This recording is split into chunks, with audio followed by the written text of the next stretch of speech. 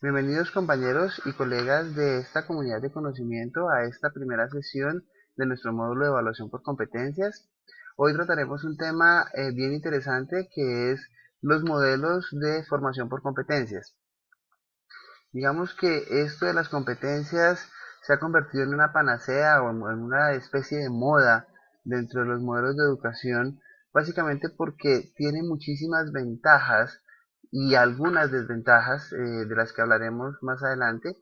pero para poder arrancar con este proceso de conocimiento de cómo evaluar por competencia, lo primero que debemos saber es cómo nos movemos dentro de este entorno de la formación por competencias.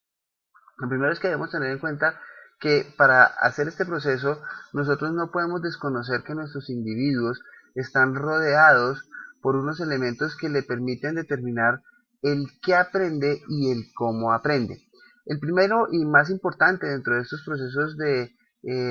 formación y que rodea al individuo y que influye directamente sobre él es un núcleo familiar. El núcleo familiar, digamos que es un elemento de presión sobre las personas que están aprendiendo y digamos que en muchos elementos lo que hacen es ejercer, eh,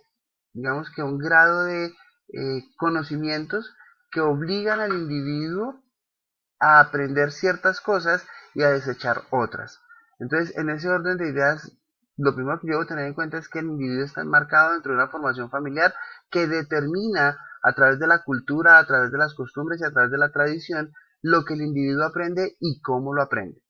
De igual manera, un componente también muy importante dentro de este proceso de formación de competencias es el personal docente. Y no nos digamos mentiras, muchas veces nosotros como personal docente potenciamos y en algunas restringimos lo que el estudiante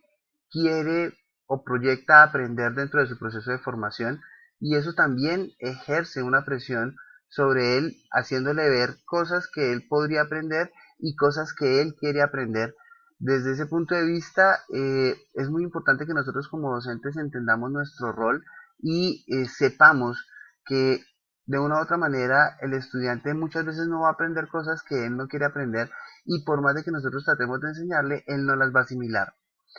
De igual manera, eh,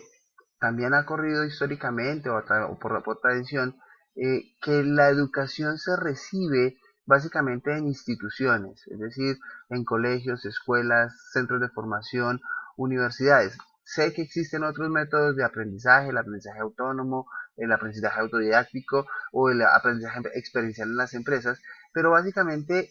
los centros de conocimiento son los centros de formación de personas por excelencia. Entonces, esos centros de formación también están constituidos por un personal administrativo que se encarga de facilitar en algunos casos y en otros de también entorpecer los procesos de aprendizaje de la persona y que también ejercen una fuerza importante, una influencia importante sobre lo que el individuo aprende. Por último, tenemos un grupo de personas que está en la parte del apoyo, todo lo que tiene que ver con la logística, el acceso a la información, los servicios de salud, los servicios de bienestar, en algunos casos los mismos servicios de aseo y mantenimiento, que hacen que el individuo también sienta una presión sobre lo que debe aprender y cómo lo debe aprender. Entonces, ahí arranca nuestro primer elemento de complejidad dentro de esto que nosotros llamamos la formación por competencias. Sin embargo, pues, si nosotros seguimos pensando que es una condición muy compleja, pues de una u otra manera nunca vamos a llegar a un acuerdo acerca de cómo llegar a enseñar competencias. Entonces, lo primero que yo quiero que tengamos en cuenta es que este modelo va a tener múltiples variables y vamos a empezar por la primera de ellas, que es el componente procedimental.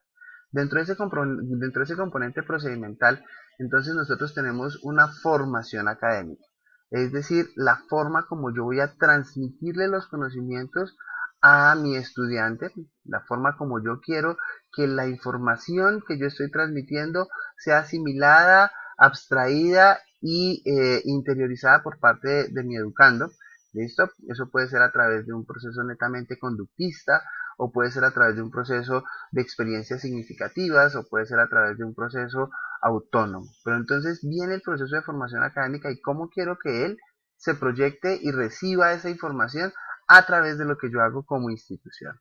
También tengo que reconocer que hay una formación psicopedagógica, es decir, es la forma como yo hago que mi estudiante asimile ese conocimiento y que no ejerza procesos de resistencia. Muchas veces el componente psíquico y la forma como el estudiante recibe la información también impiden o facilitan, ¿sí?, que el estudiante acceda al conocimiento y que ese acceso al conocimiento sea, digamos que, en buenos términos o en malos términos. Por el lado de la formación académica, entonces nosotros cogemos todo lo que queremos enseñar al estudiante dentro de nuestro modelo y lo vamos armando en paquetes que son muy similares. Me explico. Tenemos las áreas como las ciencias básicas, las sociohumanísticas, las disciplinares o las transversales, ¿listo? Y de acuerdo a esa forma como nosotros vamos acumulando el conocimiento, vamos desarrollando una serie de disciplinas y esas disciplinas van a terminar metidas en unas decanaturas y esas decanaturas van a tener que responderle administrativamente hacia una vicerrectoría. De igual manera, tenemos entonces el desarrollo de la malla curricular. Y es decir, esa malla curricular tiene que ver con la secuencialidad de la formación del conocimiento y de la forma como nosotros vamos generando, vamos construyendo, perdón, conocimiento sobre saberes previos para proyectarlos sobre saberes futuros. Eso nos lleva a nosotros que tengamos también un componente importante de investigación, que es generación nueva de conocimiento, y algo muy importante y es lo que nos compete en este módulo, que es la forma como vamos a evaluar cómo el individuo sabe, cómo logró asimilar esa competencia. Por el lado de la formación psicopedagógica, entonces nosotros tenemos un componente importante del departamento de psicopedagogía, que es el que se encarga de ver cómo nuestro estudiante aprende. No todos aprenden de la misma manera, es decir, algunos aprenden de manera visual, otros aprenden de manera auditiva, otros aprenden desde la perspectiva kinestésica, y lo peor del caso es que no tenemos una población homogénea, es decir, tenemos aprendizaje para jóvenes, casi niños, en algunos casos, y también tenemos el componente andragógico, que es la forma como le enseñamos a los adultos. Entonces es un componente importante que nosotros debemos tener en cuenta porque no todos aprenden de la misma manera, pero todos sí están en el mismo espacio de conocimiento. Entonces, la labor nuestra como docentes es detectar esa forma como el individuo aprende y cómo ese proceso de aprendizaje lo va llevando a acceder al conocimiento y a descubrir nuevas cosas. Por último, debemos tener en cuenta que ese proceso no es un proceso que se hace de manera suelta, desarticulada, sino que es un proceso que debe estar debidamente documentado y que debe ir mostrando el proceso de evolución de nuestro